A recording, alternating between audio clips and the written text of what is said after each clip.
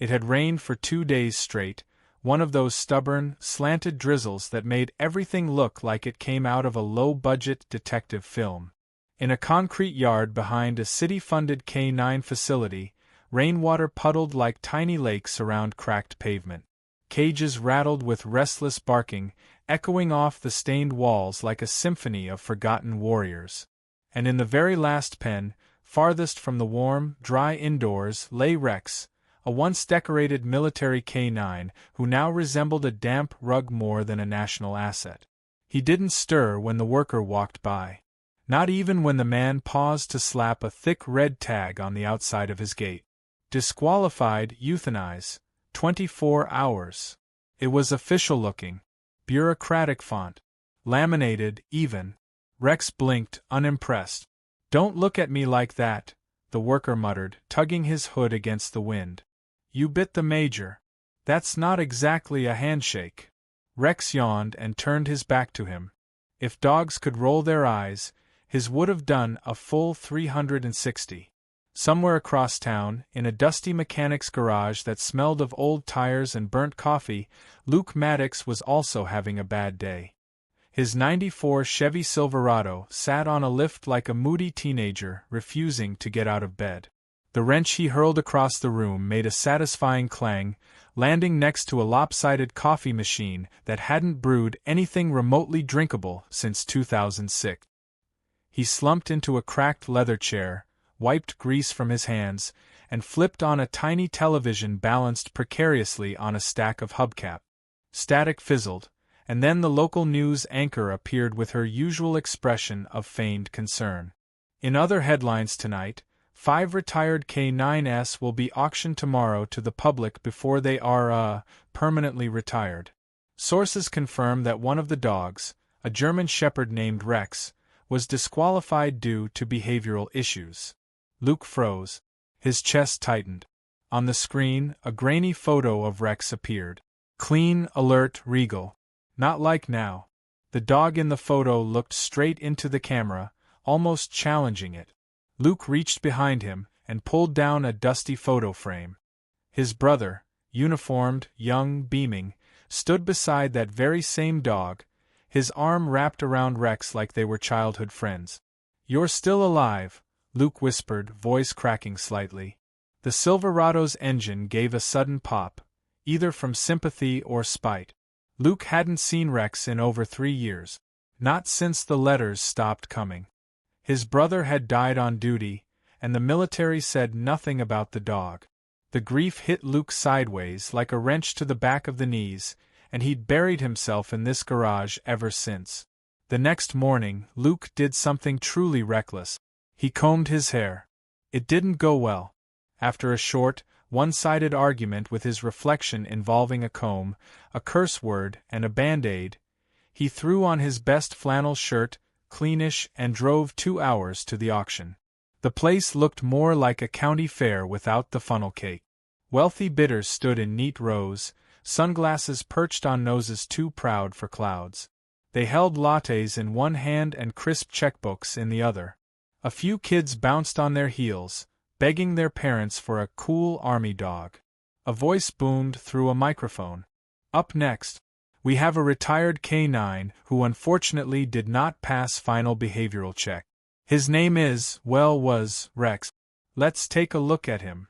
2 handlers dragged Rex out like he was a bag of potatoes with an attitude problem. He resisted, paws skidding over the concrete, eyes scanning the crowd like he knew this was the last stop on a train he never bought a ticket for. Someone in the crowd snorted. "He looks like a junkyard mutt." Luke's hands clenched. A woman near the front raised her paddle, mockingly. $10. My chihuahua needs a chew toy. Laughter. Rex stood still, muzzle tight, tail low. His eyes, however, burned. The auctioneer gave a dramatic sigh. "Well, folks, looks like no takers. He's got one more night, then it's goodbye to our feisty friend." And that's when Luke did the most uncharacteristic thing he'd done since switching to decaf last year. He stood up, cleared his throat, and shouted, "His name's not was Rex. It's still Rex. And I'll take him." The crowd went dead quiet. Even Rex's ears perked. The auctioneer squinted. Sir, this dog is disqualified. We can't guarantee behavior, training, or… I don't need guarantees, Luke cut in. I just need him. A murmur spread like gossip at a small-town diner. Someone whispered, "Ain't that the guy whose brother?" The auctioneer leaned into the mic. Well then. Mr. Maddox. Mr. Maddox, congratulations. He's yours. You'll need to sign a waiver, though. And maybe a prayer. Luke walked forward, head high, heart hammering like a piston. As the handler handed Rex's leash over, the dog sniffed Luke once, twice. Then, tail twitching, Rex gave one low huff. It was not quite affection. Not quite judgment. It sounded suspiciously like, "Took you long enough, pal." Luke smirked. Yeah. Let's get outta here." As they walked past the crowd, someone muttered, "He's gonna regret that." Maybe. But Rex didn't look back. And Luke, for the first time in years, wasn't walking alone. Somewhere between the parking lot and the open road, the rain finally stopped. The ride home was awkward.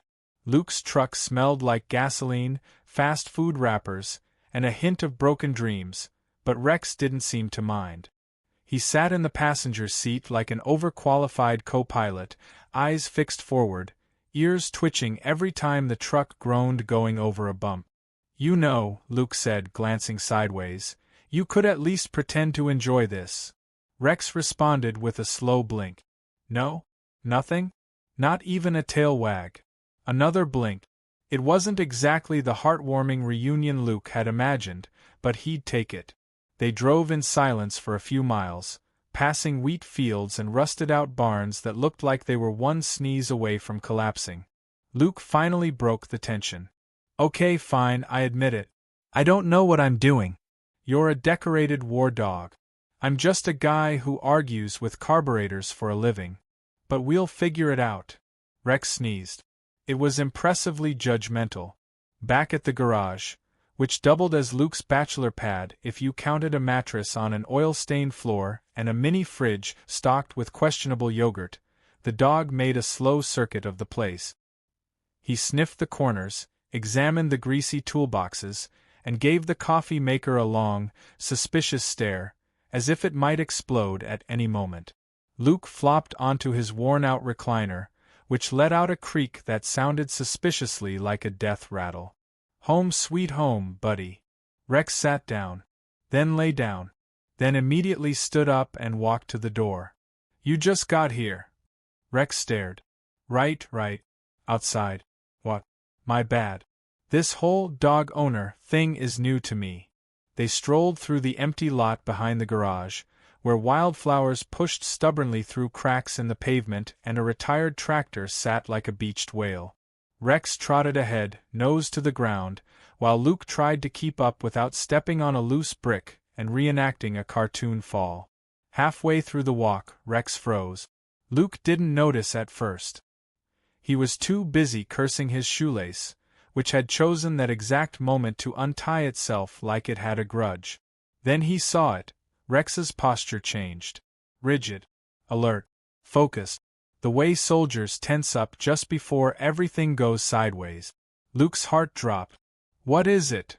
Rex growled, low, barely audible, but enough to make the air feel heavier. Luke followed his gaze and spotted a shadow moving behind the fence. Quick, deliberate. A man in a hood ducked out of sight. "Well, that's not suspicious at all," Luke muttered, reaching into his jacket for the tiny wrench he'd forgotten to return to the toolbox. Not exactly standard self-defense equipment, but it was something. By the time they reached the fence, the man was gone. Just some muddy footprints and a lingering sense of you're being watched that clung to Luke's spine. They returned to the garage without a word. That night, Luke pulled an old army duffel from his closet and dug out his brother's journal. It was filled with short, blocky entries. Simple details, dates, names. But near the back, scribbled in shaky pen, one entry stood out. "Rex isn't just a dog. He's a radar in fur. Saved my hide more than once. If something feels wrong, trust him." Luke glanced at Rex, now curled at the foot of his bed, tail twitching in his sleep. Maybe he was dreaming of better days. Or maybe, just maybe, he was already planning how to take over the garage and demote Luke to assistant. "Hey," Luke said softly. "I don't know what that was earlier, but thanks." Rex snorted, rolled over, and promptly kicked Luke in the knee. Affection, apparently. The next morning brought sunlight and problems. Luke walked into the garage only to find the side door jimmied open. Nothing was missing, but someone had definitely broken in. Tools were scattered. A filing cabinet had been forced open. His computer, fried. "Well, that's new," Luke muttered, staring at the mess. "Could have at least stolen the coffee machine." He checked the security footage. Or tried to. The files were corrupted. Convenient. Rex sat beside him, tail still, eyes sharp. "I get it now," Luke said, rubbing his face. "You knew. You knew someone was watching." The question that lingered wasn't how someone got in, but why. Luke hadn't made enemies. Unless you counted that one guy who wanted his car fixed faster and threw a bag of peanuts at him in 2019. Hardly criminal mastermind material. Then his gaze drifted to Rex. The disqualified dog.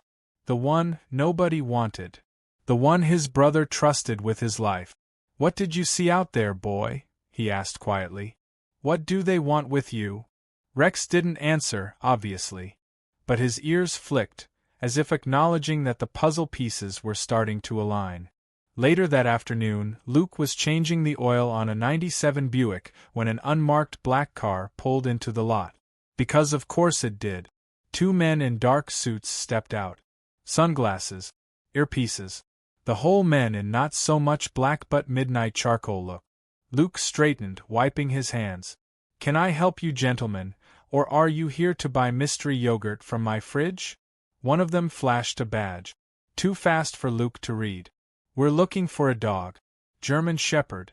Retired military unit. Went by the name Rex." Luke crossed his arms. "Funny. I've got a mutt named Max who eats drywall. Want to meet him?" The taller one stepped closer. "Sir, this dog is part of an ongoing investigation.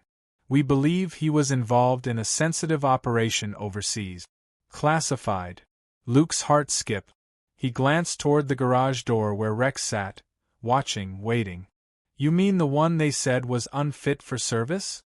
Luke asked. "Sounds like a real top-secret asset to me." The agents exchanged a look.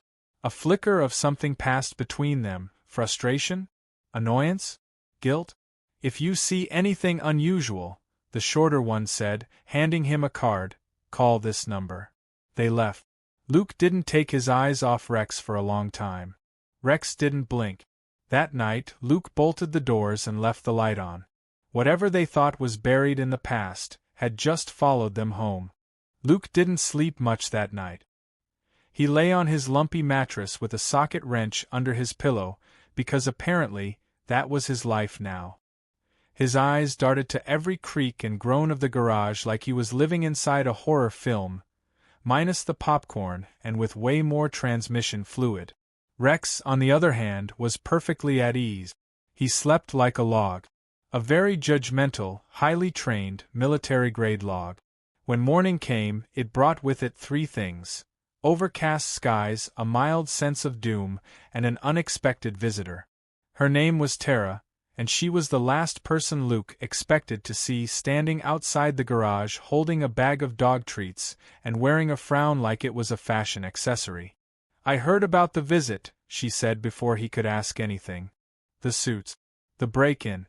I figured you'd need backup." Luke blinked. "How'd you?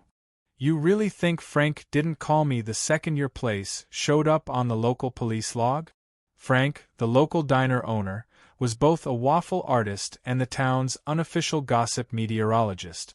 If a fly sneezed on the west side of town, Frank knew about it and probably had a theory involving aliens. Luke stepped aside and let her in. "So, you're here to help?" "No, I'm here to see the dog," she deadpanned, walking past him and kneeling in front of Rex. "Hi there, handsome."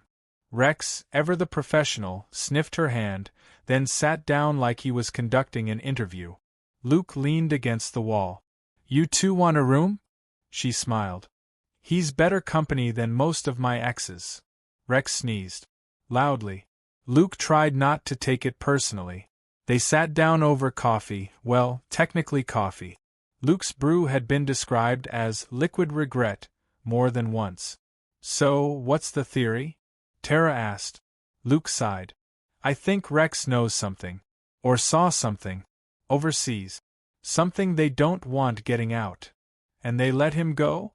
Maybe they didn't mean to.